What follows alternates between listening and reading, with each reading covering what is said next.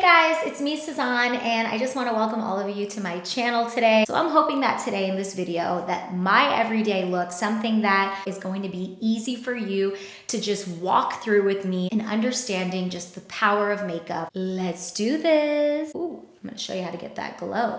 The first thing you want to do before you ever even start doing your makeup is making sure that your skin is clean. I already washed my face, and then for my moisturizer, I love Hendrix. It's their Sheer Transformation Moisturizer, and for me doubles up as a primer. A primer, it's basically like when you apply paint to a wall. You always apply the primer first. This is what's going to allow the makeup to really latch on. Prepping the under eyes is also really important. I've been loving to use is the Charlotte Tilbury Magic Eye Cream. It is so rich and hydrating.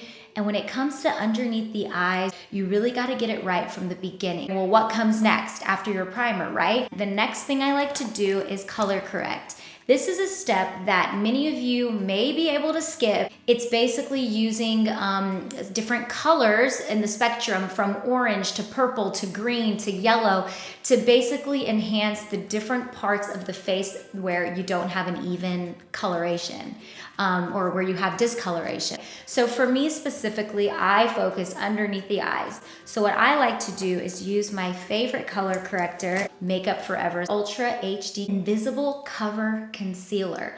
So the thing that makes it a color corrector is the shade. R40, it's definitely along the spectrum of being more peach orange. And so peach orange actually cancels out the color blue. You know, on camera with the lighting and stuff in my face, it's kind of hard to see, but you know, you can see the blue veins popping through. The peachy color is just going to be applied with a flat foundation brush, and you definitely don't want to be shy with the product. You just want to pat it underneath your eyes. And I love that I applied my moisturizer for underneath the eyes because already it just glides on so smoothly. I put it actually across my eyelid as well because it actually works great to get my eye color to be all one shade. I got these little makeup towels specifically made for wiping your makeup as you do your makeup, because we're gonna be wiping down the brushes as we go. That's really important because I think sometimes we try to use one brush as beginners. If that's one thing you want to invest in before going out and buying your favorite makeup products, it's a brush collection that you can count on. In the meantime, I will say that I like to put my brushes in a little plastic cup so that I know exactly what I'm looking for and it's right in front of me. All right, so after you apply your color corrector, the next thing you're going to apply is your foundation. So a foundation that I've loved personally for years is the Giorgio Armani Luminous Silk. This is in the shade 6.5. I think if you're somebody that doesn't know where to start when it comes to shopping for a foundation, I think it's kind of figuring out like what is kind of like your goal with your skin, like today. Do you want like oil-free looking skin, matte? Do you want more of like a glowy, dewy look? Do you just want a natural finish? I mean, there's so many foundations to accommodate your every need. You need to see that it matches the neck, and it doesn't have to perfectly blend. I like to just go a tad bit lighter because I know I'm gonna like use a bronzer and all of that. There's no such thing as the perfect foundation shade, and if you do find it, hold on to it. So the next thing that I like to do now that the foundation is slowly setting, I like to use a beauty blender that's actually damp, and then I will start tapping it like this on the face. So you don't want to smear it, you just want to tap, tap, tap, tap, tap, tap, tap. You never want to use just a dry beauty blender. I didn't know that, by the way, for a while.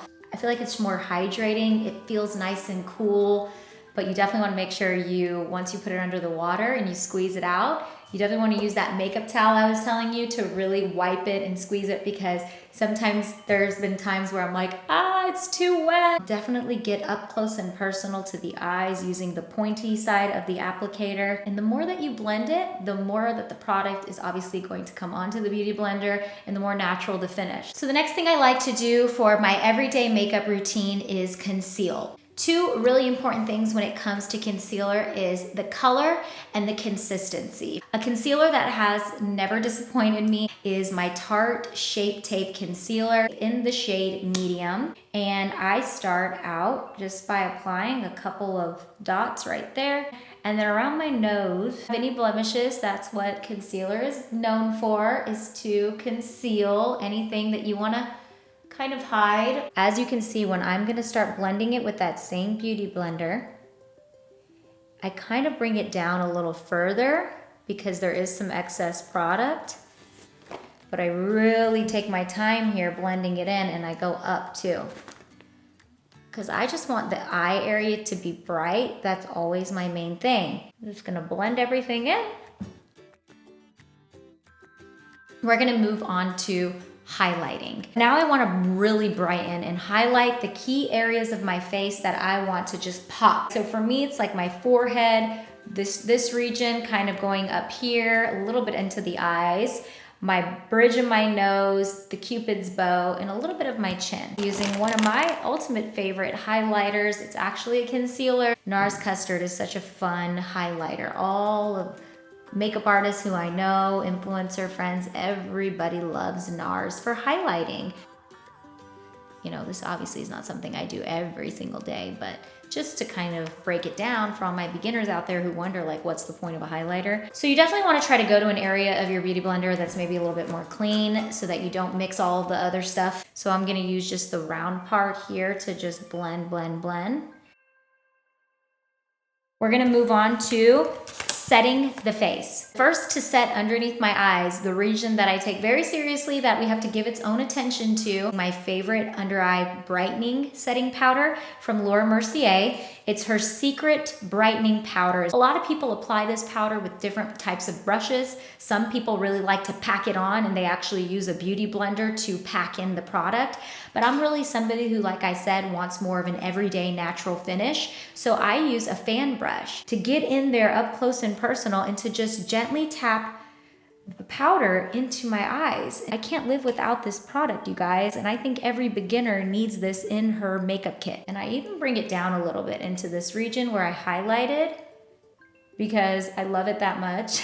I like my skin looking pretty natural and fresh with my finish, but a lot of times when I have my foundation, my concealer, I need a little bit of extra translucent powder. So I use an even bigger fan brush, I personally like, for that natural finish. Also love this drugstore brand. This is from Maybelline, their medium Fit Me powder. And just sweep it over the face.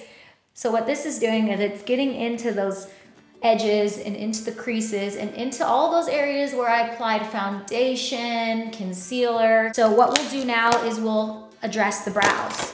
So my brows, as you can see, they've got a mind of their own. They're just naturally thick.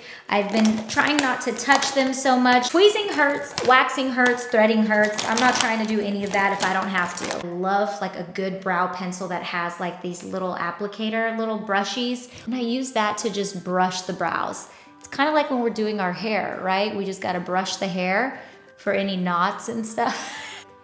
With the other side of this pencil, this is from Lancome. It's their brow pencil. You never wanna use black on your eyebrows, ladies. Even if your hair looks like it's jet black, you always wanna go a shade lighter. So try to keep that in mind.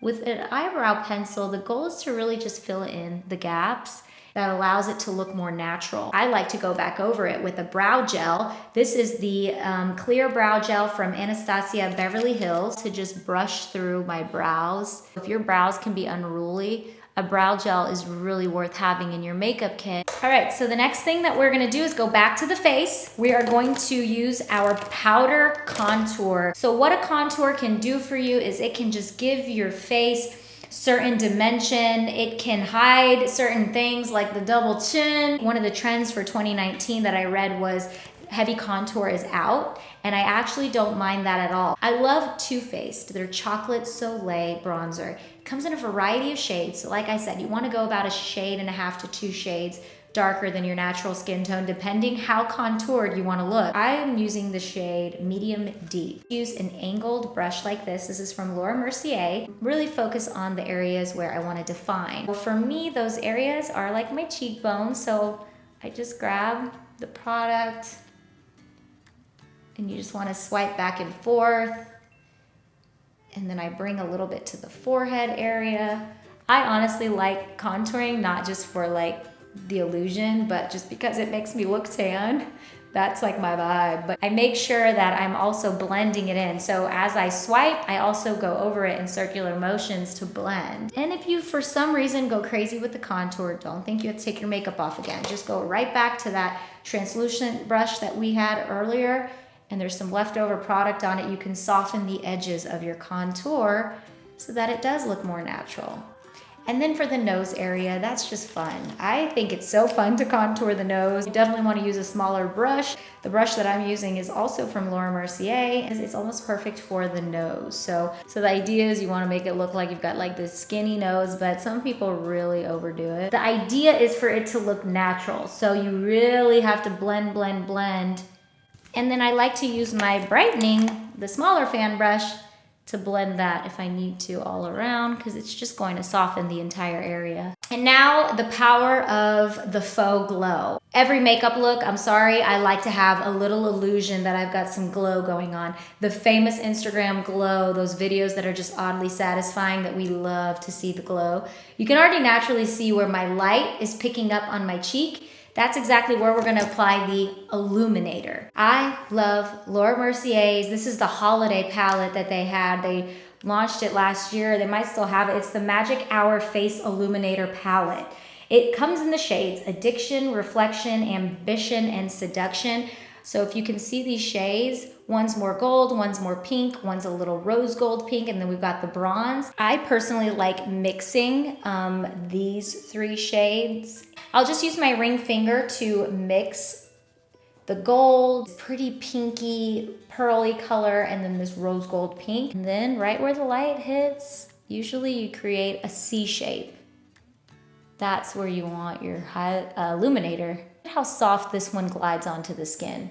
Because we really focused on the prep, and I feel like because we really set everything in place, this is now the fun part where we can just create the illusion of the things that we want to see in our routine. A radiance that only makeup, I feel at times, can really bring out. So that's like the beauty of it. I also do the bridge of my nose, so just right here. And then the tip of my nose right here. Going to do the inner corner, the tear ducts.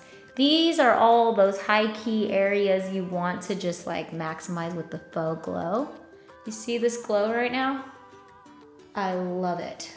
Next, we're gonna add the blush, and then that's pretty much it for the face, I promise. I know it seems like this video is really long, but I'm really breaking down each step instead of rushing through it. For my blush, I'm gonna be using NARS in the shade Dolce Vita. I feel like Dolce Vita is really the perfect blush color for girls my skin tone. It seems like it's a deep, almost plum color. If you put your blush too close right here to your face, your nose, between here and here, what happens is you're kind of messing up the highlighter that we did to brighten the face. So you want to stay away from this area. It can actually make your face look like it's a little heavier. I like to just apply the blush almost half at the end of where my eye pupil is, the corner right there.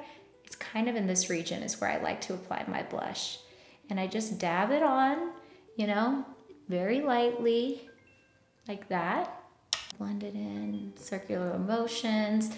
And again, if you have a heavy hand, which I do when it comes to putting salt in my food, if you have a heavy hand, you can always, again, go back to your handy dandy translucent powder, whether it's this or the small fan brush, and just gently, trying to stay away from the glow, you can always blend it in more. When it comes to eyeshadows, listen, the sky is the limit. You can do whatever colors that make your heart happy, whatever it is that you want to do. For me, I personally like staying in the brown family. Pretty natural, pretty bronzy and glowy. This brown sugar palette from ColourPop is really one of my favorites lately because it has all those bronzy shade I was just talking about. This can really be my everyday palette. So when it comes to eyeshadows, the first thing I like to do is, if you need to and your eyelids get really oily and they get creases in them a lot, you can add an eyeshadow primer or a base on top of this right now. But because we've done a pretty good job between the color corrector, the foundation, the concealer, and the translucent powder,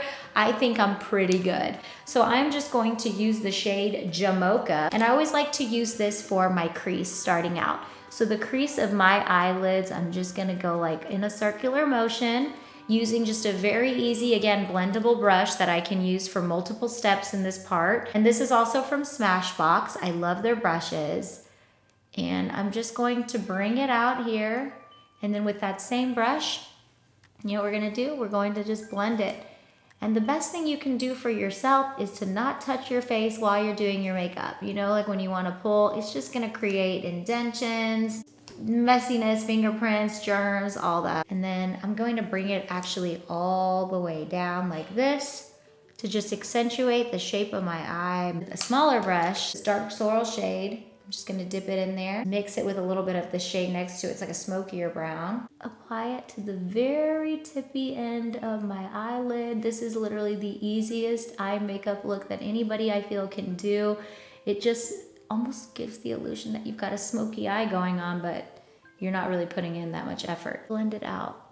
So you wanna blend it out. And then you can even go back with the brush that we used to create the crease and just to blend the two in like that to just soften it up. I'm going to apply now the auburn shade in this palette. It's the color that has the shimmer. Don't get too crazy with it. So for me, I just like to keep it in the center. It just brings this kind of bronzy finish to the eye. Going back in with that clean brush that we started with, just blending everything to clean up. I'm going to grab my eyeliner, my NARS waterproof long wear eyeliner. This is in the shade Larger Than Life. This eyeliner, it just stays on all day. Like, I'm not joking you. When I take my makeup off at night, I'm like, oh my gosh, it's still on. And then you can really get the upper waterline. Look at the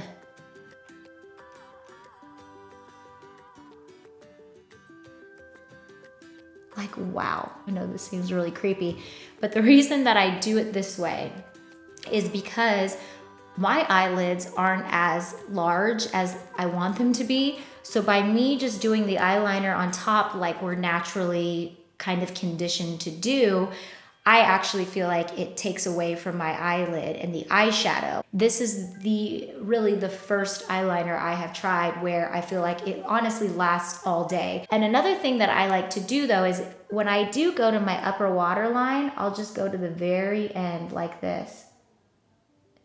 So I'm gonna bring out the length of my eye, so just to the end. And I'll use a very defined brush like this. I will just use it to blend out the eyeliner. So even though it is waterproof, it is a gel liner, so it's easily blendable. So once I bring it out as far as I want with the other side and I blend up like that. So what this is doing is it's making it look less cat eye and more blended and almost like lifting. You know, and if things get messy, you can always get a little concealer, to just clean up the edges a little bit. I'm gonna use one of these scary looking eyelash curlers. If you're new to makeup, then if you don't wanna use it, you don't have to. I like though the difference that a little lash curling can do for my natural lashes before I add my mascara. When it comes to mascara, where's the one that I love, that I am married to right now? My Buxom, oh my gosh, this Buxom Volumizing Lash Mascara has just been one of my favorites to have in my everyday makeup kit. Last but not least, it's actually the lips. To start, I love using MAC in the shade Spice. It is really great in pigment, so you don't need a lot. And the idea with lip liner is to obviously line your natural lips. But if you want to go a little above the line, that's okay, as long as you use your finger to kind of blend it in to just make it look a little bit more natural. I'm going to use my new Marc Jacobs. This is in the shade Sugar. My first time using it, but I thought it was a really pretty nude, shimmery pink. Trying to stay in the line. All right, so this was my everyday kind of beginner's guide to doing and understanding makeup. If you did enjoy the video, especially if you got this far in the video, I just please encourage you to click the subscribe button on my channel. And don't forget to comment below letting me know what you thought of this video and if you want to see this become a series. It's so much fun and I thank you guys for letting me do this. So, all right, until next time, mwah, mwah. Bye.